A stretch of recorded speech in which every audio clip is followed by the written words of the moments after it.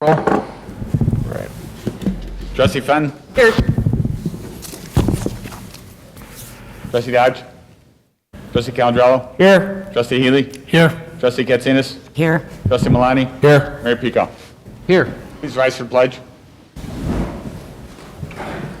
I pledge allegiance to the flag of the United States of America And to the republic for which it stands, one nation, under God, indivisible, with liberty and justice for all.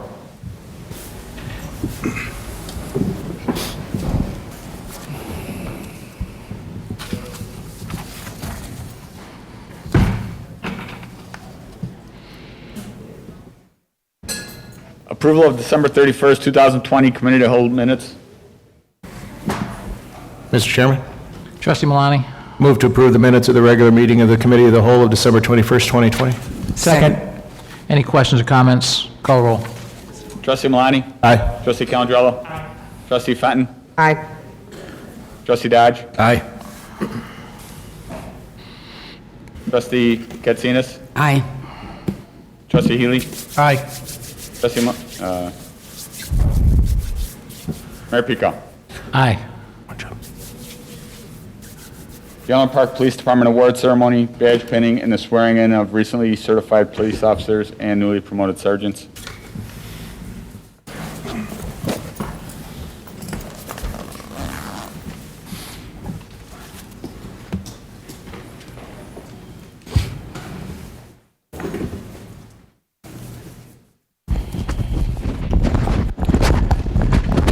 Good evening, everyone.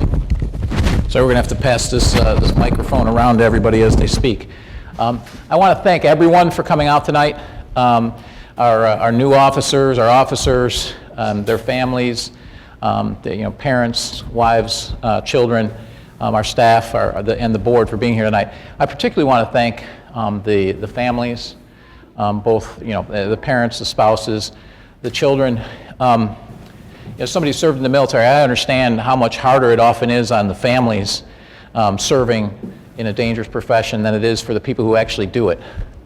So while the people who do it understand it, they're trained for it, our families aren't. So I want to thank all of you from the bottom of my heart for allowing your loved ones to come serve Orland Park, because they do an amazing job. So thank you.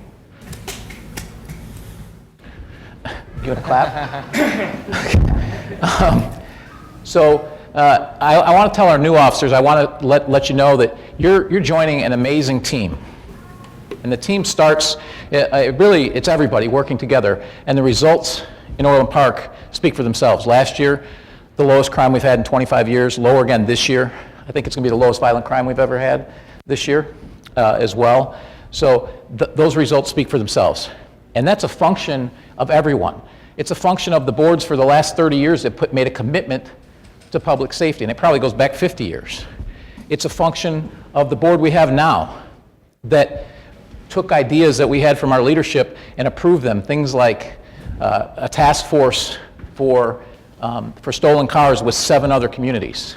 Things like the mobile response unit, which should be something that should be a model for the entire country, not just this region or the state. And we're taking the grant that we received and we're going to spread that to other neighboring communities, because we know how important it is, for not just for us to be safe, but for other communities. So it's the leadership of the board, and the boards that came before. It's the leadership of the chief, deputy chief, commanders, lieutenants, sergeants, our officers, our CSOs, and the rest of our staff that make all of that work. And as I said, the results speak for themselves. Not only do we have the lowest crime that we've ever had, but I think we have the finest department in the state.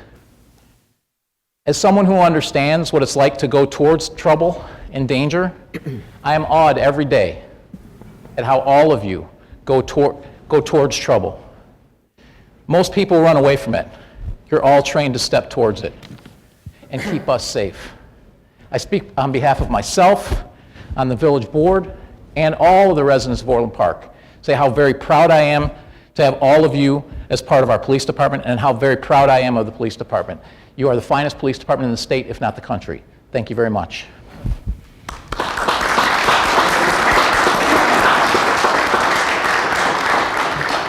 Good evening, ladies and gentlemen. I'm Chief Joe Mitchell.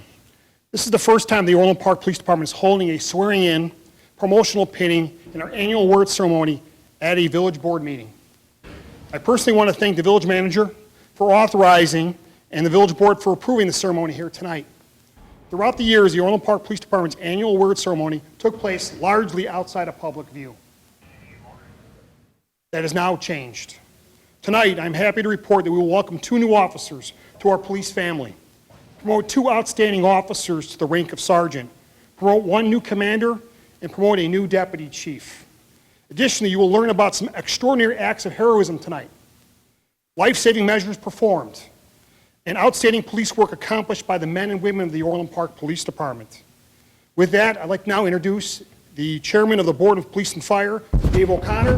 The Board of Police and Fire are responsible for the selection, the hiring, and the promotion, and ultimately, potentially, the firing of anybody that's been sworn in as an Orland Park police officer. And tonight, Dave's going to swear in 4 members of the police department tonight.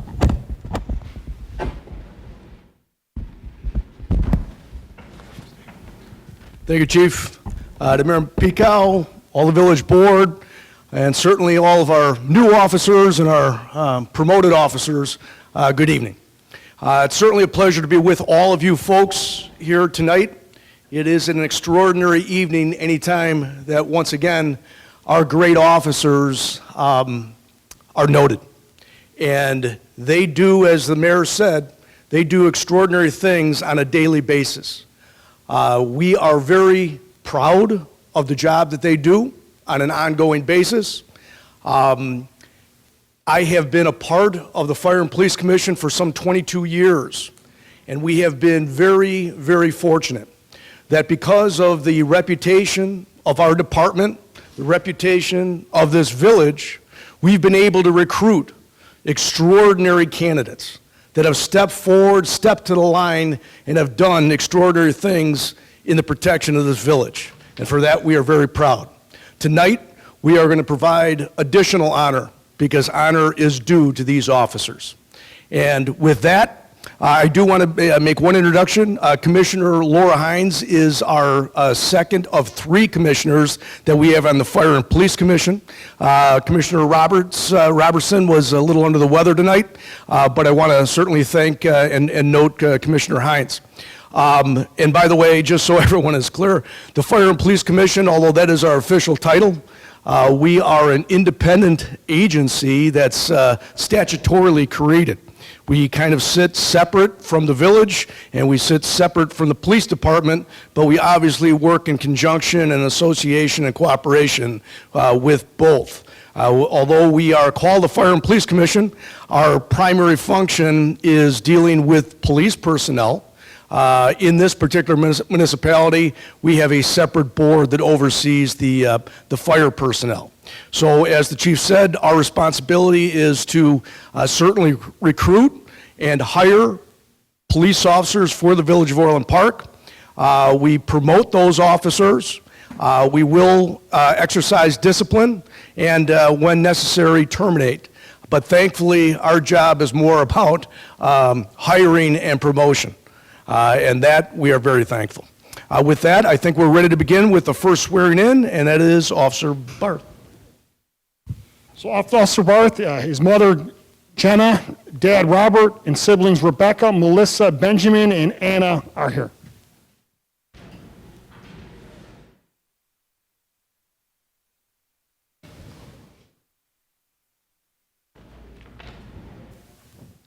Raise your right hand, please. Repeat after me. I, Ryan Barth, I, Ryan Barth, do solemnly swear do solemnly swear that I will support the Constitution of the United States that I will support the Constitution of the United States and the Constitution of the State of Illinois. and the Constitution of the State of Illinois. I will enforce all laws of the state I will enforce all laws of the state and ordinances of the Village of Orland Park. and ordinances of the Village of Orland Park. I will faithfully discharge the duties I will faithfully discharge the duties of the Office of Police Officer of the Office of Police Officer for the Orland Park Police Department for the Orland Park Police Department to the best of my ability, to the best of my ability. so help me God. So help me God. Ladies and gentlemen, please welcome Officer Ryan Barth.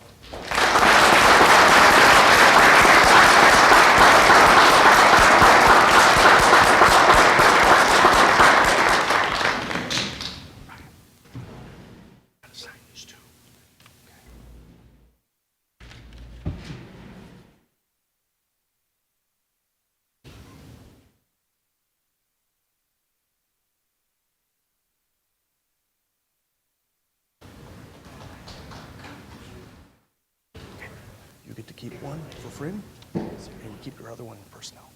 Thanks, Ray. Congratulations.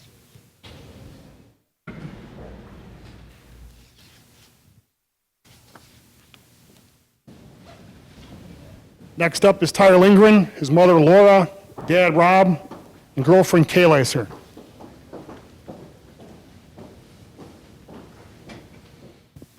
Sir, please raise your right hand and repeat after me.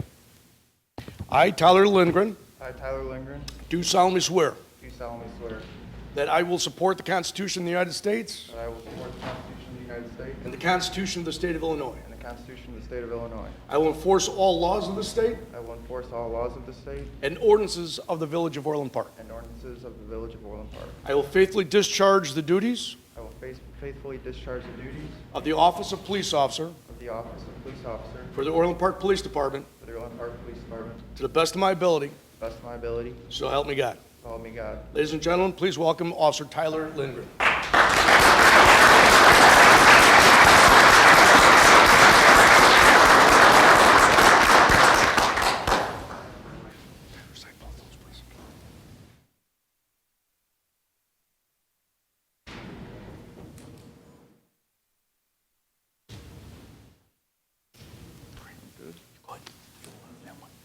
Thank you.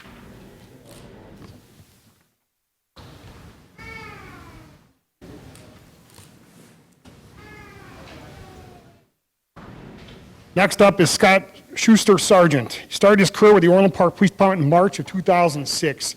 In 2011, he was assigned to investigations as a DARE officer. In 2013, he was assigned to investigations as school resource officer, and as of today, he is now a sergeant with the Village of Orland Park Police Department. His guests include his wife Megan, daughter Sophia, and son Adam.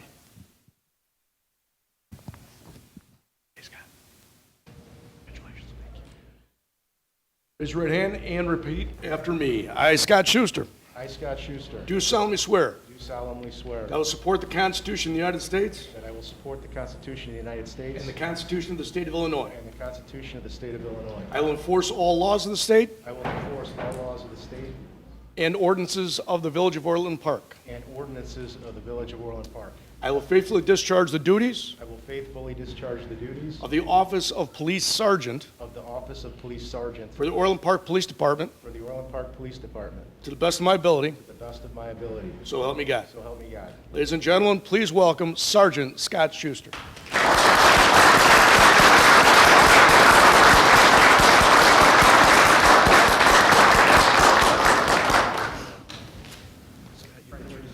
It's been a few years though.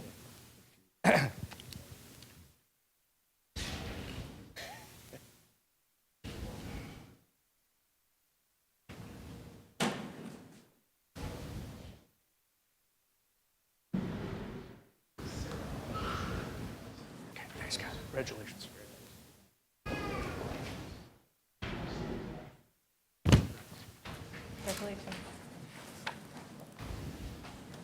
Next up is Sergeant John Swenson. John started his career with the Orland Park Police Department in January 2001. In 2015, he was assigned to investigations as a part of the TRUE unit. In 2017, he excelled and was assigned as a retail crime specialist. In 2020, he was promoted to the rank of sergeant. John Swenson. John, raise your right hand, please. Repeat after me. I, John Swenson, I, John Swenson, do solemnly swear do solemnly swear I will support the Constitution of the United States that I will support the Constitution of the United States and the Constitution of the State of Illinois. and the Constitution of the State of Illinois. I will enforce all laws of the state I will enforce all laws of the state and ordinances of the Village of Orland Park. and ordinances of the Village of Orland Park. I will faithfully discharge the duties I will faithfully discharge the duties of the Office of Police Sergeant of the Office of Police Sergeant for the Orland Park Police Department for the Orland Park Police Department to the best of my ability, to the best of my ability, so help me God. so help me God. Ladies and gentlemen, please welcome Sergeant John Swenson.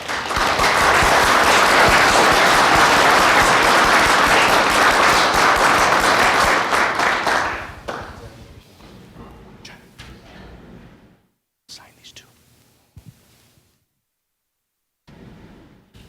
This now concludes the swearing in. We'll now move to the pinning ceremony. The first up is Deputy Chief Eric Rossi. Eric started his career with the Orland Park Police Department in January of 2004 as a patrol officer. While in patrol, he was assigned to the bike patrol and served as a field training officer. In 2010, he was assigned to investigations as a case investigator. In 2014, he was promoted to the rank of sergeant.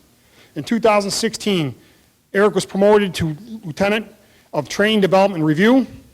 Eric also served as an assistant commander with the South Suburban Major Crimes Task Force. In 2019, Eric was promoted to commander of investigations. And today, he is now the newly promoted deputy chief of Orland Park. His guests include his wife Laura, daughters Caitlin and Isabella, parents Angelo, his mother Domenica, Rossi, and his mother-in-law Diane Ricard. Or can you do me a favor, can you step back there, please? This is the coveted deputy chief badge. I'd like you to pin it on.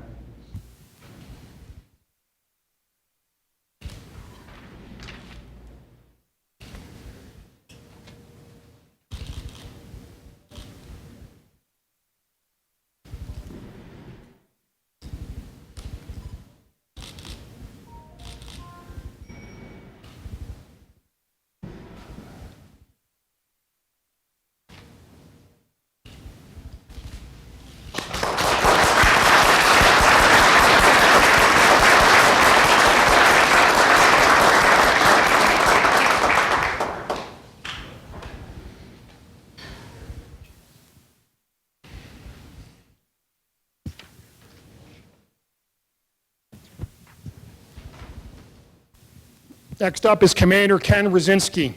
Ken attended the Chicago Police Academy in the fall of 1997 and graduated at the top of his class. He earned his master's degree and became a member of this special response team, commonly known as the SWAT team, as a patrolman. In 2005, Ken became a member of the Investigations Drug Unit. In 2009, he was signed to the FBI as a task force officer. In 2011, Ken came back to the PD from the FBI and was assigned as a general case investigator. In 2014, he was promoted to the rank of sergeant and transferred to the patrol division. In 2015, Ken was moved to the investigation division as a sergeant. In 2017, the newly promoted rank of lieutenant, Ken remained in the investigations division.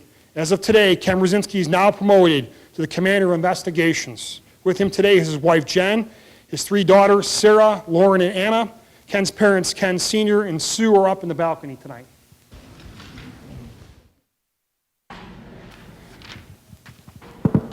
Well, come up, please. I'm sorry. Pin that on it for me, I appreciate it.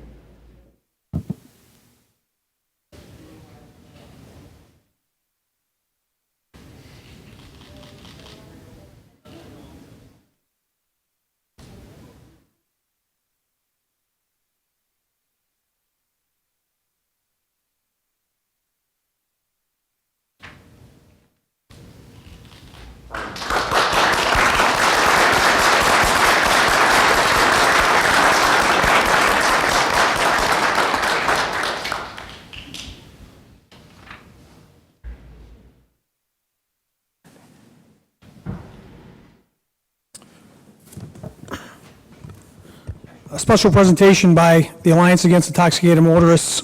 Today we have with us AIM Representative Ms. Tammy O'Brien. This award is presented on behalf of the Alliance Against Intoxicated Motorists in recognition for their outstanding efforts in the area of DUI enforcement. The recipients of the award are Officer Nathan O'Connor, Officer Dennis Louver, Officer Tim O'Connell, Officer Christopher Prattle, Officer Nick Iyer, Officer Tyler Lorick.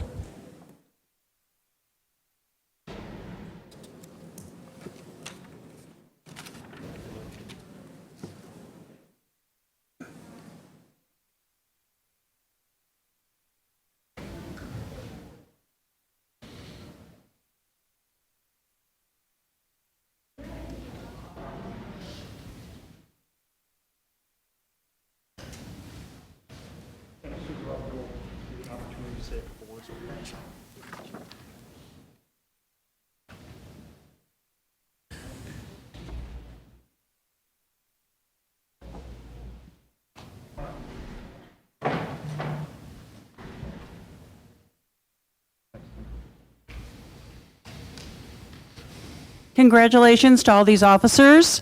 My name is Tammy O'Brien on behalf of AIM. I've been with AIM since January of 2006. My son, Jason Casper, was an off-duty Chicago police officer that was involved in a crash in February of 2005, where 2 students from Sandburg were killed. He was in jail for 10 years. I have spoken with AIM since 2006. I'm currently on the board of directors, and I have been doing this for quite a few years now with the awards. And again, that's why I speak for AIM. And thank you again for having me very much. I really appreciate it. Thank you.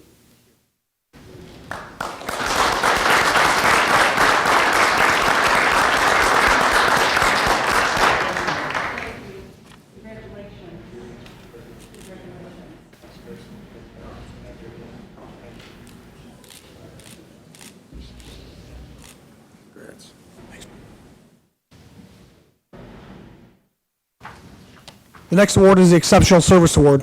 The Exceptional Service Award is presented to officers and employees of the department for a highly credible accomplishment, bringing public acclaim to themselves, the department, or to the police profession as a result of training, devotion to duty, or service to the public. Presented to Officer Tyler Lorick. On January 2nd, 2020, Officer Lorick observed a vehicle driving recklessly northbound on LaGrange Road. Officer Lorick attempted to stop the vehicle, at which time it evaded Officer Lorick at a high rate of speed. The vehicle was observed pulling behind a business, and the driver exited the vehicle fleeing on foot. During an inventory search of the suspect vehicle, a Glock 9mm handgun was recovered. The offender was subsequently identified and found to have a statewide warrant for his arrest. Officer Lorick is awarded the Exceptional Service Award for his devotion to duty in removing a firearm from a dangerous subject's possession.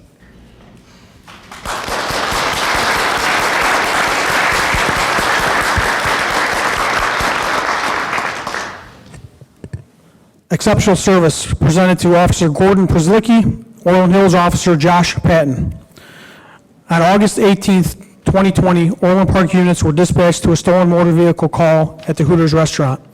The stolen motor vehicle was subsequently observed in traffic in the 15900 block of LaGrange Road, where it was blocked in by traffic officer of Orland Hills, Officer Josh Patton, and Officer Przlicki. The driver exited and fled on foot with Officer Przlicki and Patton pursuing.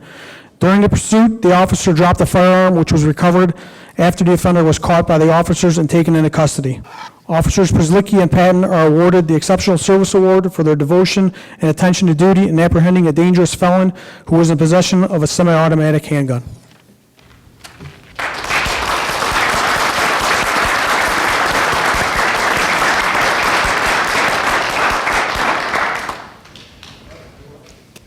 Exceptional service presented to Investigator Scott Preto.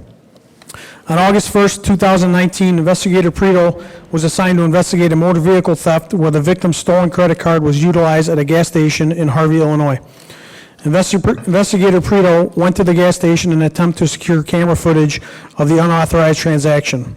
While at the location, Investigator Preto observed a male subject who was a suspect in a previous motor vehicle theft in Orland Park and surrounding suburbs. Investigator Preto had probable cause to arrest the individual from a previous case. Investigator Preto identified and placed the subject into custody. A loaded 45mm caliber hand pistol was located on the subject during the search. This weapon was identified as being stolen in a burglary in Shorewood. Investigator Preto coordinated his investigation with Shorewood PD, which led to the closure of a burglary case in their town. Investigator Preto is awarded the Exceptional Service Award for bringing claim to himself, the department, and the law enforcement profession as a result of his devotion to duty. This offender was a threat to the community and is still incarcerated as a result of Investigator Preto's work.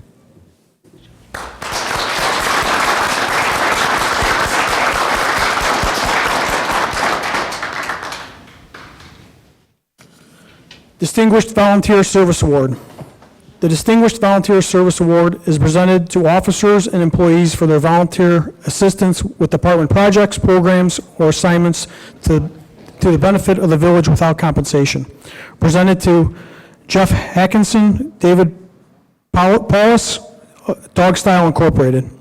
Since early 2019, Jeff and David of Dog Style Incorporated have assisted Orland Park Canine Officer Handler Zummerling in the training and development of the department's Hanoverian Hound Maverick. Jeff and David train regularly with Officer Zummerling and Maverick, often rearranging their respective schedules to accommodate Maverick. Despite most canine training groups requiring a substantial hourly or daily fee, Jeff and David have provided this additional training in narcotic detection, trailing, and obedience at no cost to the Village of Orland Park.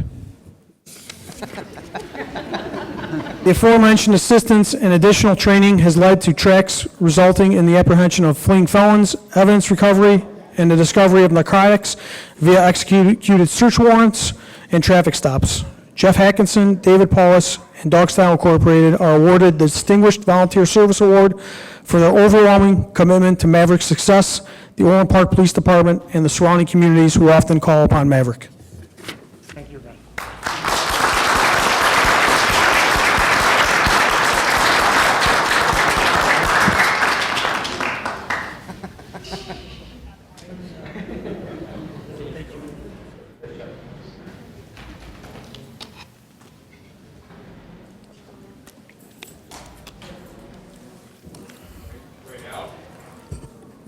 Life-saving medal. The life-saving medal is awarded for an act performed by officers or employees of the department whose prompt and alert actions resulted in the saving of a human life. Presented to Officer Chris Prattle. On June 4th, 2020, Officer Prattle responded to a residence of an unconscious 98-year-old female who was not breathing. Upon arrival, Officer Prattle discovered the female in respiratory distress on the floor. Officer Prattle began life-saving measures to include 4 cycles of CPR prior to the arrival of the Orland Fire Prevention District. The female was resuscitated and transported to the hospital. Officer Prattle is presented the Life Savings Award for his fast action and dedication to duty that resulted in the saving of a life.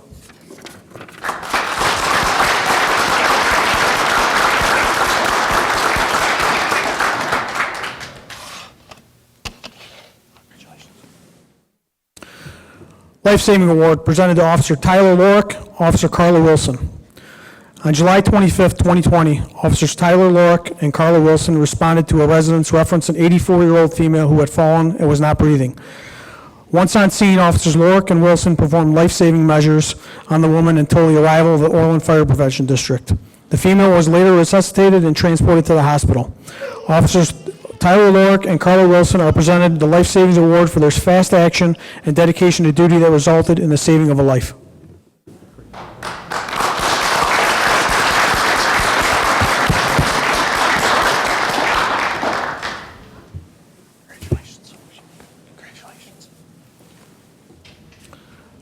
Life Saving Award presented to Officer Carrie Kelly Vallon, Officer Dave Hansen.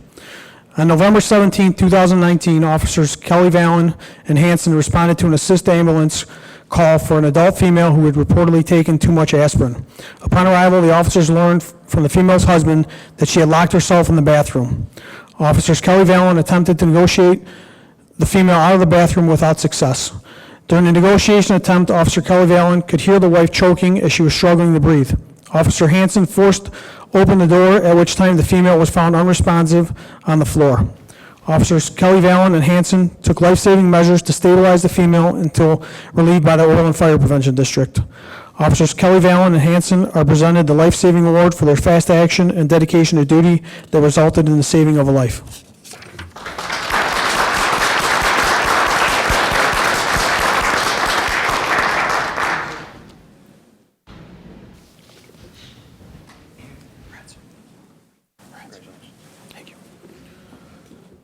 Civilian Service Award, presented to Joseph Donnelly.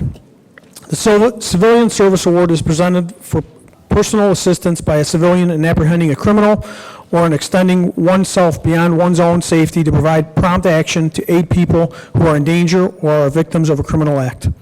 On February 11, 2020, a forgery occurred at the Marquette Bank located at 9533 143rd Street. The offender fled the business upon the arrival of Officer Munguia. A foot pursuit ensued. Joseph Donnelly, a retired state trooper, exited his vehicle, detaining the subject until he could be placed into custody by Officer Munguia. The Civilian Service Award is presented to Joseph Donnelly for his assistance in apprehending the criminal offender.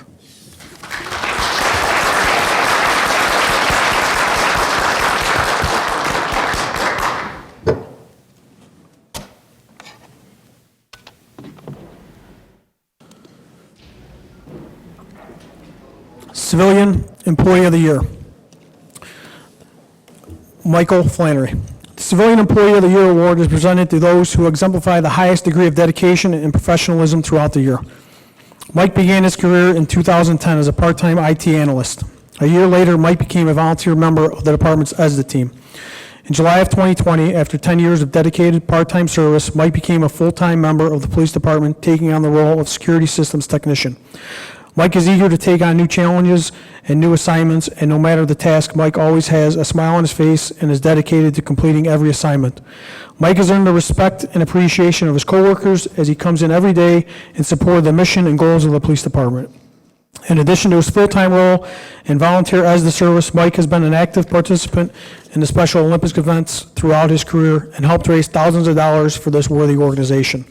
Mike's dedication, work ethic, and professionalism represents the best the Orland Park Police Department has to offer, and he is deserving of Civilian Employee of the Year.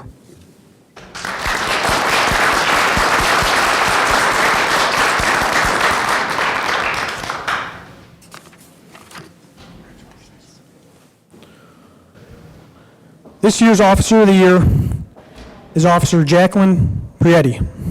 The Officer of the Year award is presented to an officer who exemplifies the highest degree of dedication and professionalism throughout the year. Officer Jacqueline Prietti has been a member of the Orland Park Police Department for over 6 years and is currently assigned to the Patrol Division. Officer Prietti is a leader on the shift and is quick to share her experience with other junior officers. Officer Prietti is extremely active and involved in all calls that occur on a shift. On any given day, Jacqueline can be found running from call to call and filling the entirety of her shift with activity. Officer Prietti also serves as a role of a field training officer, where she is a shining example of what a position of an FTO should be. Officer Prietti is responsible for training the future police officers of this department.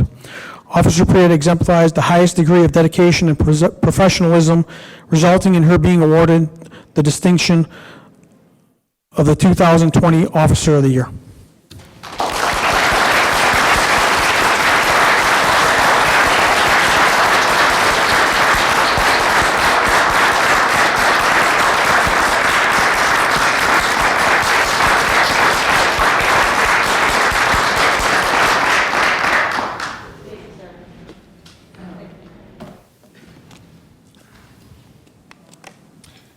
That concludes our annual award ceremony, pinning, and swearing. So I want to thank you again, the village manager and the village board, for allowing us to have this here today. So thank you again.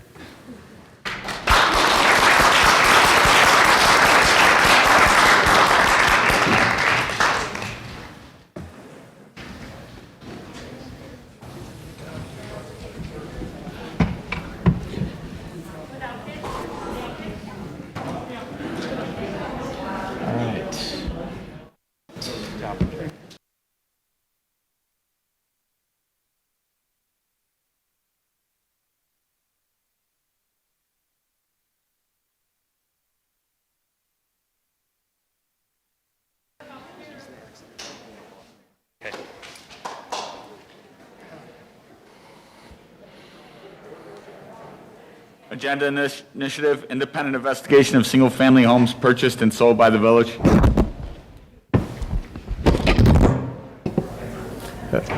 Mr. Chairman? Trustee Milani? Thank you. This is an initiative I asked George to look into. I was taking a look through some of the emails that were going back and forth regarding another item that was pertaining to properties that the village had purchased or sold, which was previously discussed.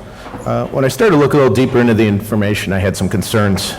Things just didn't look right or seem right in my eyes. So I really wanted to know why we had purchased some of these single-family homes and the properties, and what had been done in order to sell them. What was the rationale behind these purchases? For example, it seems we had several properties and homes that were sold at a loss shortly after purchasing them, and that one of those homes was the family home of a current trustee. At best, this seems to be a rather egregious use of tax dollars, but the worst-case scenario, playing out in my head, could be a whole lot worse. There are many questions, I think, that need to be answered, so that is why I'm using our process designed to get items on the agenda and asking for an investigation into these single-family homes, the various properties, and their history. Are there any comments? Mr. Mayor, Trustee Katsinas. I too had a lot of questions on the different transactions, and I was hoping that the information would help answer the questions. Instead, they just created more questions. So, thank you. Any other questions? Mr. Chairman? Go ahead, sir. Trustee Calandrello. So,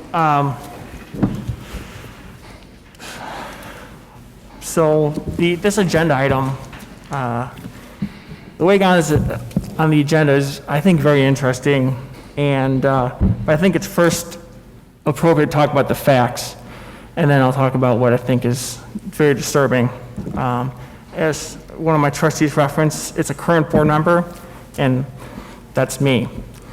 So I think it's important to acknowledge the fact that staff collects information.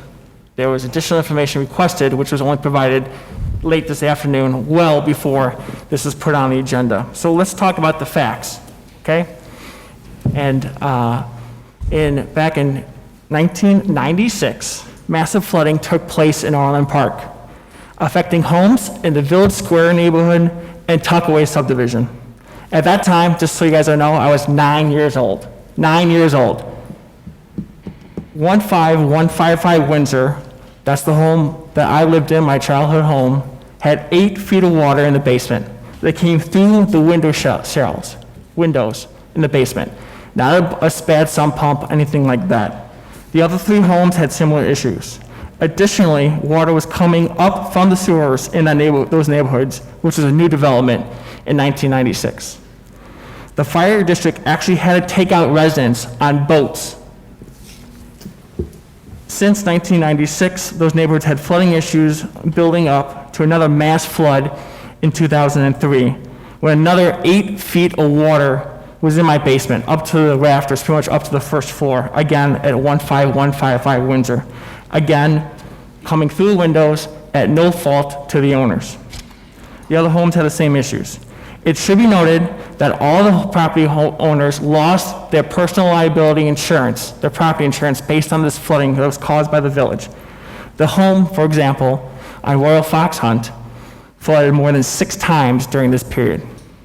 After the second massive flood, the village engineers, who we still employ, conducted a thorough study which resulted that provided a report that's part of the record, that's public, that you can easily get, that presentation was provided at the Civic Center, where 4 homes were going to be raised. 4 homes were going to be raised.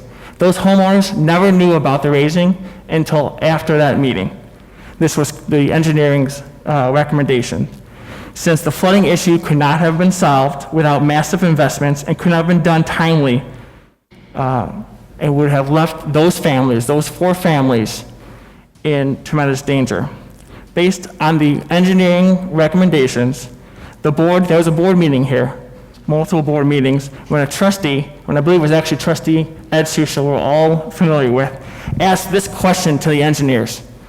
He asked, is there anything the village can do to guarantee the safety of those family members, of those 4 family members? And their answer was no. And he supported the purchasing of those homes. The village attorneys, which we still have employed, reviewed this and recommended the purchasing of those properties due to the liability exposure if someone, heaven forbid, one of those family members were injured or died based on the village knowing about this flooding that was caused by the village. It was a known danger. There was appraisals done on all the homes, multiple appraisals on half of them, or multiple appraisals on some of them. The village bought the first home, Royal Fox Hunt, in 2004, and then the Windsor property in 2005. But appraisals were done, and that was the purchase price.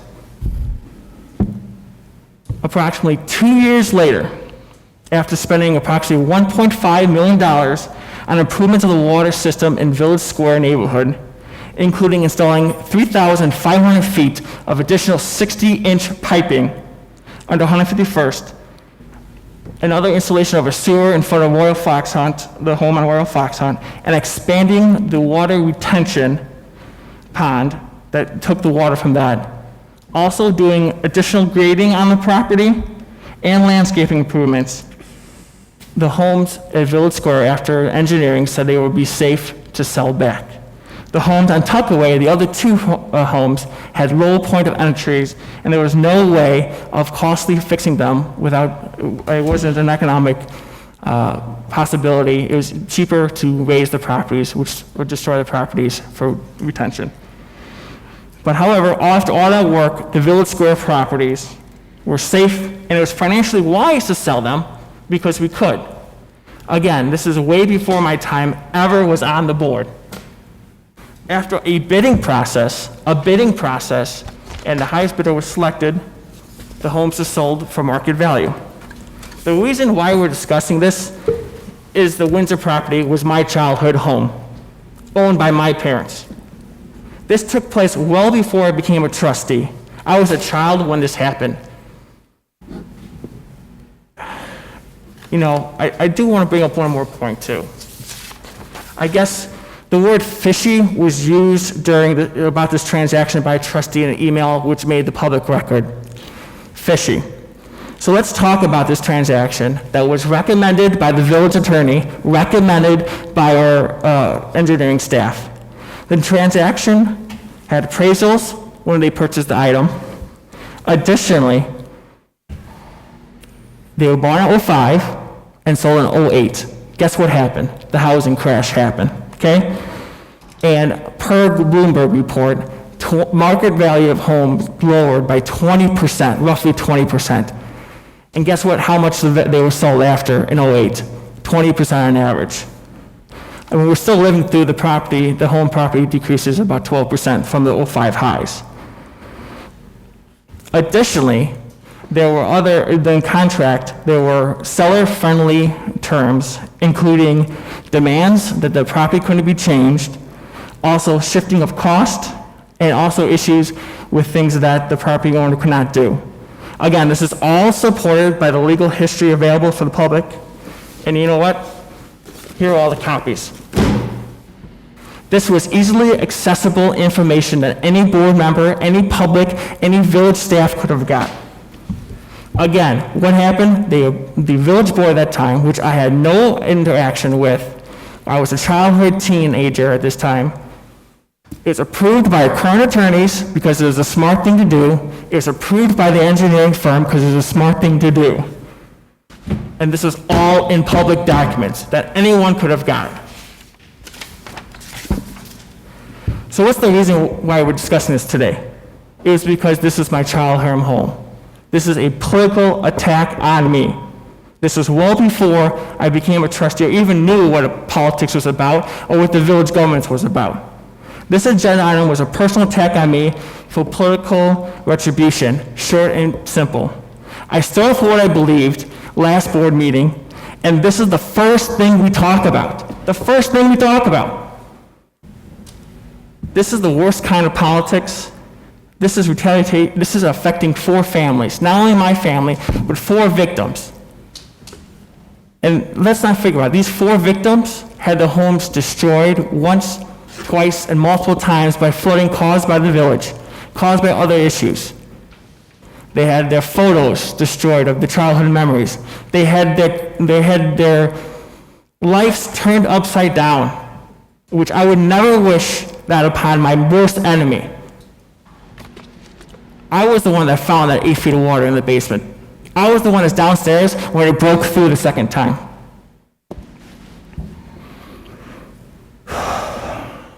This is very sickening in my mind, an abuse of the process.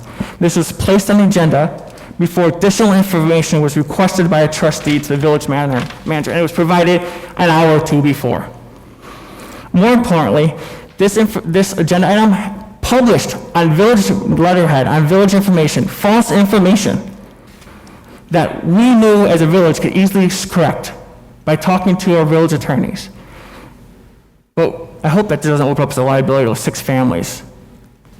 Additionally, if this was a valid topic, this shouldn't have been an open session like this. It should have been an executive session. This is a valid topic because there's people we need to protect, like the victims. Also, the investigation. This deals with personal issues. Recent like, for example, we've talked about executive session, recent wrongdoing with a complaint by a whistleblower complaint, real estate transaction, legal matters. That's where this should have fit, if this truly was a topic.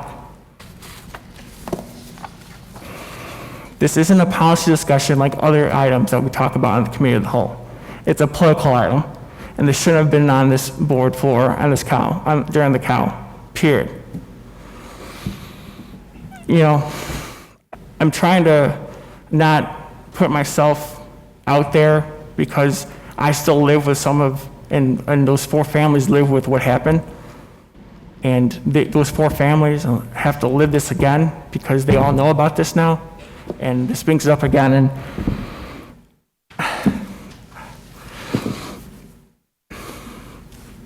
I just know, I guess it's a political year, as someone stated before, and then this is the new norm, I guess. That saddens me, because it's not good for Orland Park, and this transaction, based on the facts that it was easily provided, that our attorney said okay with, who are currently here, Ken Fricker you could have called, who are engineering, who we still rehired, could pull the files, said it was fine, it was all in the public. So I'm not sure what the investigation would be or what the outcome is, maybe that's a question, but it just saddens me that we're here today. Any other comments? Mr. Chairman? Trustee Fenton. In Trustee Malani's email, he used the word fishy, so I guess I would have to ask the same question. I don't know if this goes to him, to you, I guess the village manager, since he's the one that's been replying. It sounds like it's a political fishing expedition here. So my question is, what's fishy?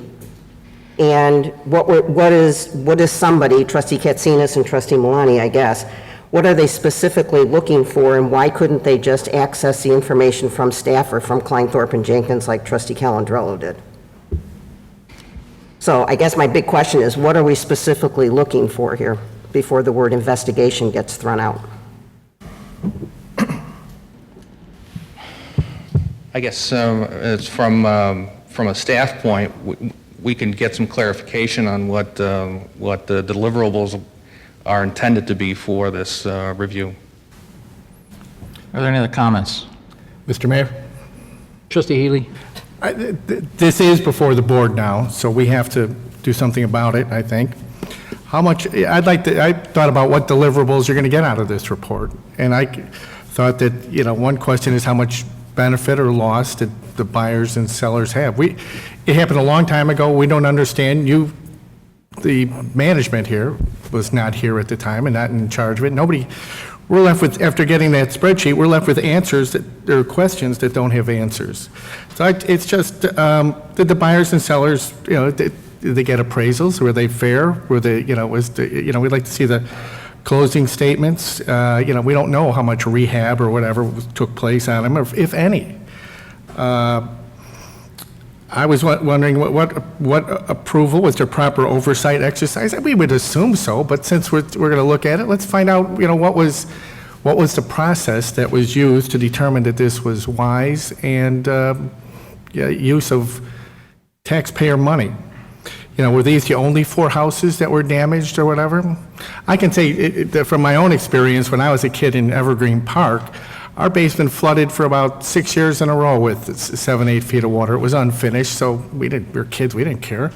We just kept on playing. My mother's still in that house 55 years later. And, so flooding in basements, it's not that unusual or whatever. I don't think it's, crazily, an unusual event. What changes should our ordinances ensure to the village that we stay out of the private real estate business unless there's truly a public need for it? I mean, it seems like anytime we've ventured into real estate, I just hear of troubles, losses, expenses, unforeseen items. So I'd like to say, what safeguards are there to make sure that the purchase and sales are done with the proper depth of analysis? So those would be my suggestions for deliverables. George, I hope you can make some sense of that, but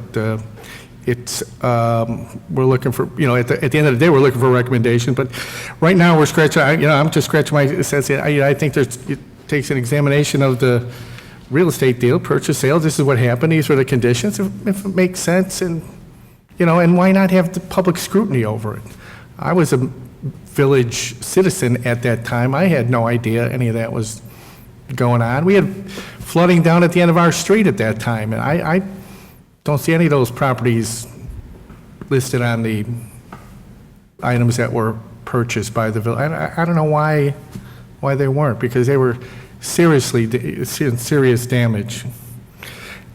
We're just left scratching our head, and that's, I think, let's just shine some light on it and all that. And, it's, we like investigations to be out in the open. So I think this is the proper forum for it.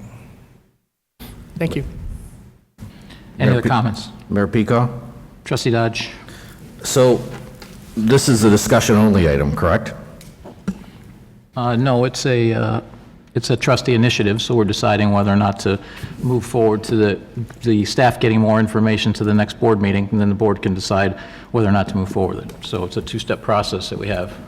Yeah, it just, broadly, I think that a lot of the questions that have been posed, perhaps in mildly inflammatory language, can be addressed by George and Kleinthorpe and Jenkins.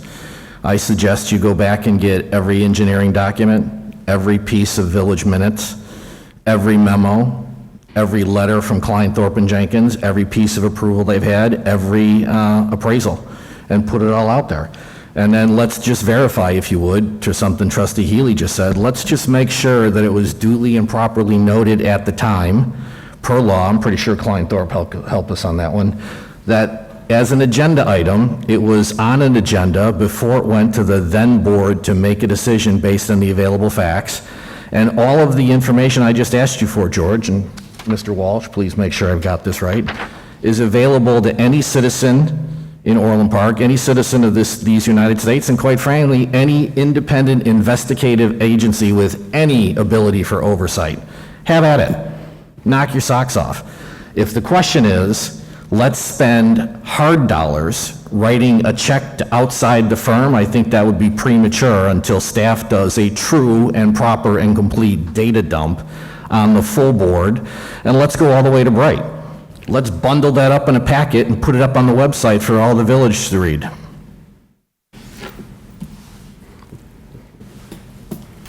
Mr. Chairman? Trustee Fenton? I just want to make sure, am I going to get the answers to my questions that I asked? Because it seemed like they were just kind of glazed over. What was the question was what's the purpose, what the outcome is? Right, what's fishy? What are we looking for? Obviously, there's something. 2 trustees have requested all this information. We were, at the time I was on the board, we were advised by legal counsel that this was legal and appropriate thing to do. I don't know what anybody's looking for here. I live in the same subdivision as Trustee Healy, and when the flooding was occurring, we had people taken out in boats. We have one lot that's totally empty. The house had to be leveled because it was uninhabitable. Other houses had to have, people sold the houses and got out of there because there was flooding so bad. But I guess I'm looking for, when you use words like fishy or whatever, that's, are you looking for fish? I don't know. And that may sound funny, but it is. There was nothing here other than a bunch of properties that were purchased. So what are we looking for? What is the ultimate goal? Just like Trustee Dodge said, get every single piece of documentation that was done when all these properties, and it was Kleinthorpe and Jenkins, who were our legal counsel at the time, who authorized and told us what to do. That's why we pay them the big bucks. They're the ones that tell us what's legal, what's right, and the engineering people are still here. So other than that, but I would like to get some answers to find out what is specific here before we go spending taxpayer dollars. So we're going to do whatever the board directs us to do, but I think, and so some of the direction we were looking for were some of the deliverables, and I think Trustee Healy articulated some of those, and then Trustee Dodge indicated to put all that on our website. So, that's the directions we've got so far, and then we're definitely going to do that. If the board votes to pursue this matter. Mr. Chairman? Trustee Malani. To go back to why I requested this, yes, as reading through the documentation, things just did seem to add up to me, and I appreciate Trustee Calandrello's explanation to everything that he brought up. But looking at the list, that's just an example. Things just don't look right to me. So that's why I'm asking for specifics, and I think I laid it out pretty clear what I'm looking for. I'd like to know why we purchased the homes, what had to be done in order to sell them, what was the rationale behind the purchase. Those are the three things I'm looking for.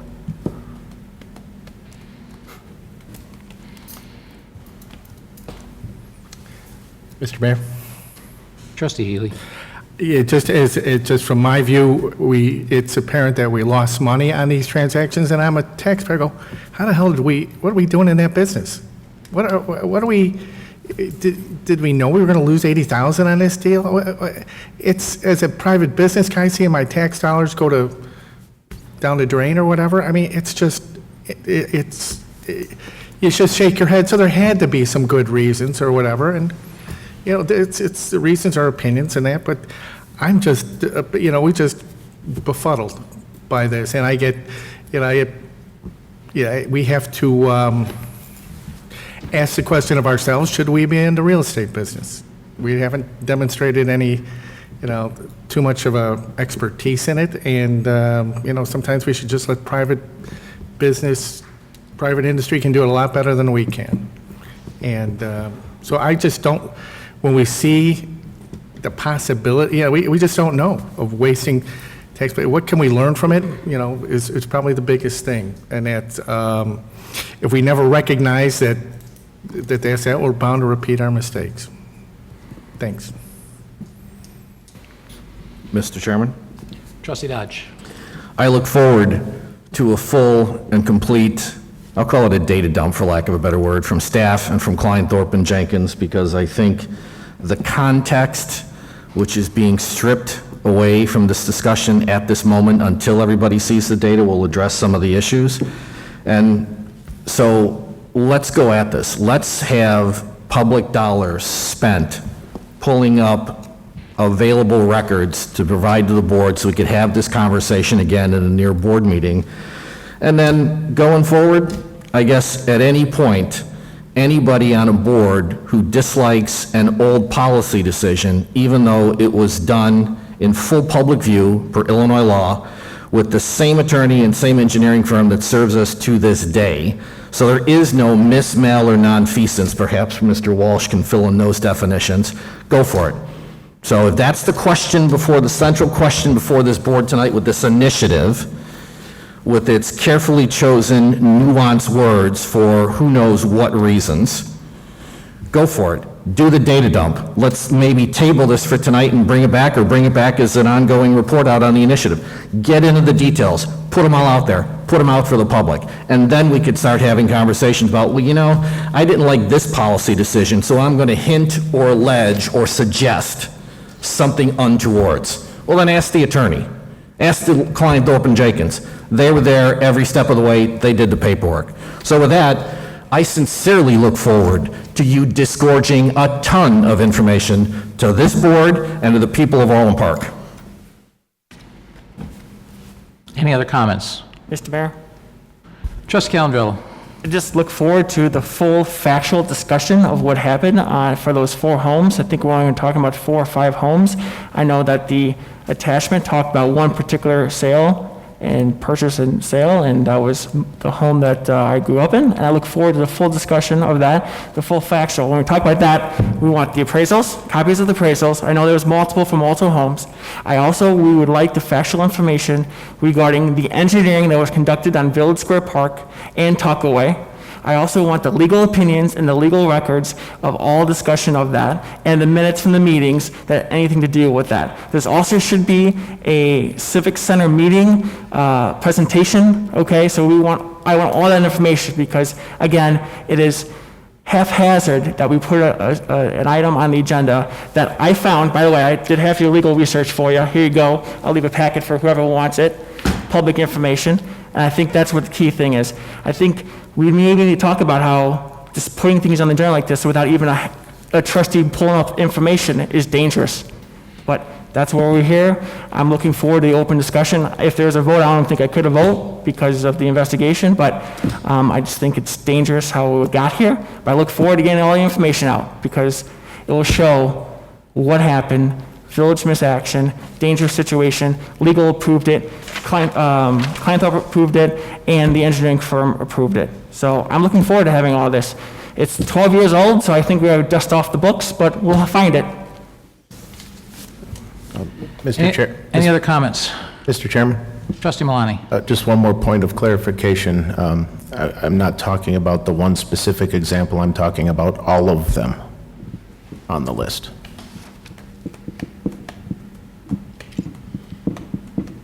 Any other comments?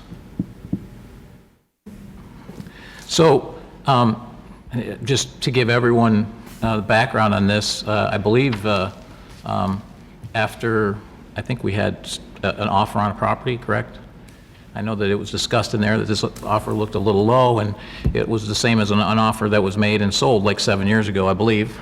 And Trustee Katsinas asked for, correct me if I'm wrong, she did ask for, what, the last 25 or 30 years? It was 30 years. And so we got that spreadsheet? Yep. Correct? Okay, so we got that spreadsheet, and, you know, the word's dangerous and all of these other words are being used here. Trustee Malani's a trustee. He has a right to ask for an initiative, which he did, in a full and transparent and open way. Nobody's going behind anyone's back. No one's doing any of that, and he asked staff to put this up to ask if we wanted more information. Based on, and Trustee Calandrello did research, apparently this hit a nerve, but at the end of the day, it's a trustee's right to ask for the information, and there's, I have to admit, that Excel sheet, with just the Excel sheet, without background or data, you have to go, what happened here? It's a, you know, it's a bit of a difficult issue for me because, you know, I've said from the very beginning since I got here that we should be looking forward and not backward. It's something that I've continued to do in spite of several past mistakes that have been found. But also one of the hallmarks since I've been in office has been transparency. Prior to this, and we had a discussion here about we should go in executive session. No, we shouldn't. We should be having this discussion right here. If there was nothing done incorrectly, then no one has anything to worry about, right? There's nothing wrong with getting the information out there and getting the and I think that's all that was asked for here. So, you know, I think at the end of the day, it's a pretty simple request. I think we do have a responsibility as citizens of Orland Park to look into the matter as requested. You know, identify what happened. You know, what happened? Were there appraisals? Based on the initial information that we saw today, I think via Dropbox, we didn't have that information. So my understanding is that we have been looking for it, correct?